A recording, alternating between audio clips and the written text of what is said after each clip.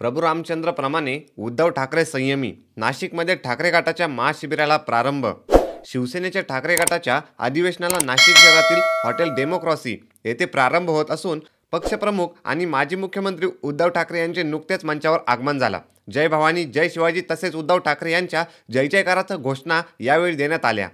उद्धव ठाकरे यांच्या हस्ते प्रबोधनकार ठाकरे, स्वतः बाळासाहेब ठाकरे तसेच मासाहेब मीनाताई ठाकरे आणि भारत मातेचे पूजन करण्यात आले.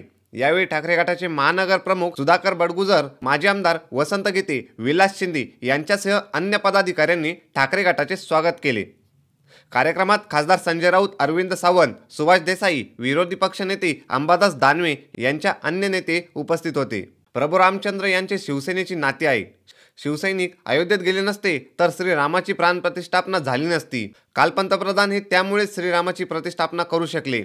नाशिक ही कुरुक्षेत्राची भूमी, येथून रामाने संघर्ष सुरू केला. प्रभू रामचंद्रप्रमाणे उद्धव ठाकरे संयमी असल्याने मत यावेळी संजय राऊत यांनी व्यक्त केले. तसेच मी कल्याणला नुकतेच गेलो, तेथे उद्धव ठाकरे यांचे स्वागत झाले. जणू श्री अयोध्येत प्रभू रामाची झाले होते. रामाच्या हातात धनुष्यबाण आहे. आता मला वाटतं रामाच्या हाती मशाल येईल, असे संजय राऊत म्हणाले. अशाच नवीन आणि ताज्या बातम्या बघण्यासाठी आपल्या चॅनलला सबस्क्राईब करायला विसरू नका.